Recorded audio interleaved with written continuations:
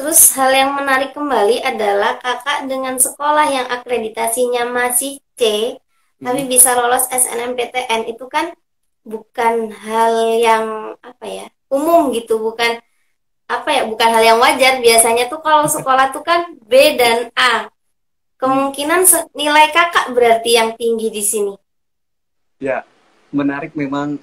Saya itu benar-benar teknologi untuk di daerah saya, untuk di Lampung Barat ketika dulu komputer saja itu masih sangat susah, masih sangat sulit begitu. Bagaimana bisa daftar SNMPTN dan lain-lain gitu. Dan lampu untuk listrik di tempat saya itu sangat dulu sangat buruk sekali. Itu beberapa tahun terakhir ini saja yang bisa dikatakan cukup baik.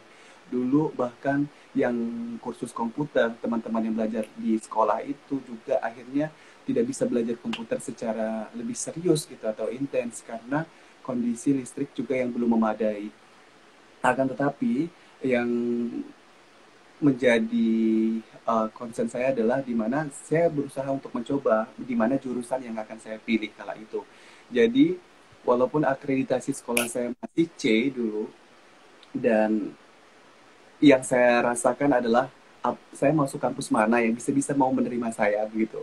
Dan saya memilih untuk Universitas Negeri Lampung ya, Unila gitu, dan di Unsri dulu, Universitas Sriwijaya gitu. Dua kampus yang saya pilih. Dan untuk memilih jurusannya itu bukan hanya sekedar pilih gitu, tetapi saya selalu bertanya dengan orang-orang yang sempat berkuliah gitu, dan yang bisa kuliah kala itu di tahun 2013 tidak semua orang begitu, masih sangat jarang. Dan yang perlu diketahui bahwa di kampung itu orang yang paling rapi pakaiannya, orang yang paling bagus setiap hari sepertinya yang kita lihat adalah hanya guru dan pegawai bank. Saya belum pernah, Iya. saya dulu belum kepikiran namanya ada arsitek, saya belum kepikiran bahwa dulu ada namanya ilmu komunikasi, belum kepikiran bahwa namanya administrasi bisnis dan lain-lainnya, atau administrasi negara atau hukum dan lain-lainnya, itu belum tergambar walaupun setidaknya kita tahu gitu. Tapi yang karena setiap hari yang kita lihat adalah guru dan pegawai bank yang setidaknya masih dekat dengan masyarakat gitu dan ada gitu. Jadi kepikiran dulu aku mengambil eh, perbankan syariah dan pendidikan guru PAUD. Nah, bayangkan. Hmm. Kenapa aku dulu ngambil guru PAUD? Karena saya pikir bahwa ketika seorang laki-laki itu jarang sekali untuk menjadi guru, apalagi untuk sekolah pendidikan dini seperti itu ya, anak usia dini. Dan karena ada saran beberapa teman bahwa saya, ya udah nggak apa-apa, kamu bisa jadi kepala sekolah nanti ketika kamu Hmm. jadi guru pendidikan usia dini seperti itu.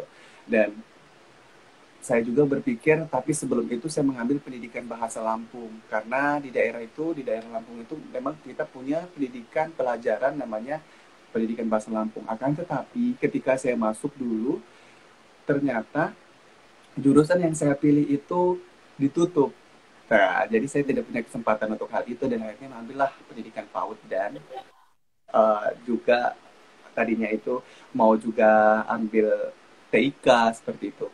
Dan paling saya putuskan, saya akhirnya mengambil pendidikan sejarah dan yang keduanya adalah pendidikan PAUD, jurusan yang sama juga di Ponsri, Sumatera Selatan. Kenapa? Akhirnya karena pendidikan sejarah tidak semua orang suka dengan mata pelajaran itu gitu. Yang orang terkadang berpikir apa sih belajar itu gitu. Dan kesempatannya itulah yang ingin saya ambil, bahwa saya ingin masuk perguruan tinggi negeri, dan jurusan yang orang tidak minati saya akan masuk dan saya akan buktikan bahwa ternyata tidak seperti itu begitu. Dan atas dari dorongan dari guru pendidikan sejarah saya juga sebenarnya, karena dia begitu baik dengan saya, dan akhirnya saya terpikir untuk itu.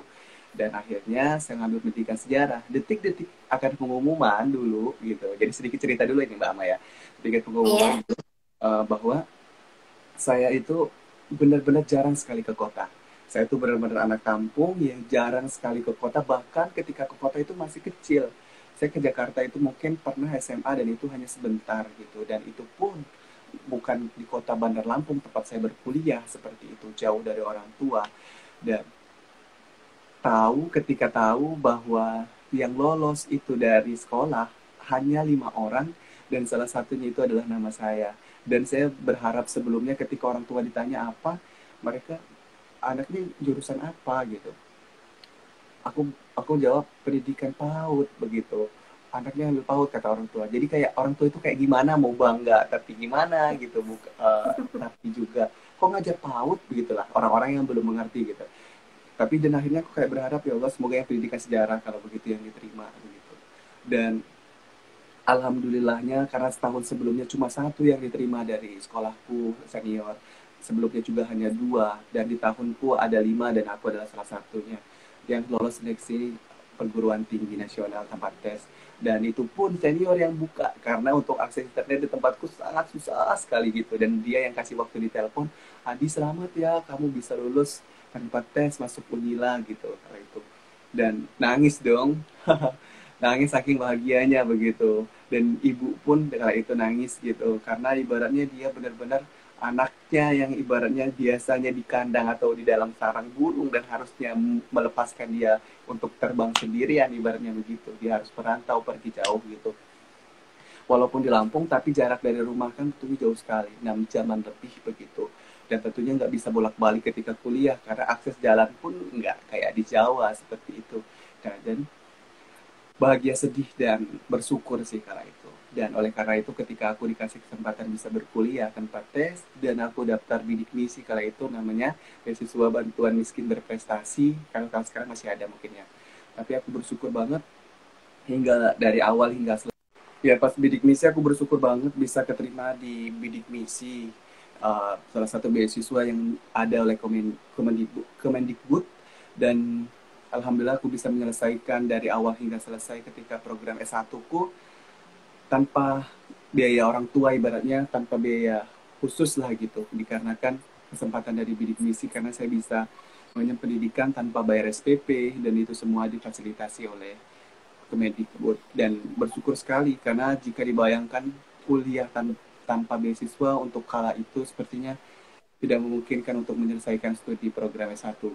Dan bersyukur banget sih sama Kemendikbud kala itu masih ada program dari Pak SBY dan Muhammad Nuh, dan akhirnya diundang-undangkan buat teman-teman semua yang mungkin bisa bisa daftar yang memang butuh banget untuk dana untuk pendidikan. Dan sekarang sih banyak sekali sih ya Mbak Ama juga tahu bahwa sekarang ada beasiswa unggulan, ada beasiswa-beasiswa yang lain, dan tentunya itu bisa menjadi kesempatan untuk kita tetap belajar dan mengenyam pendidikan tinggi.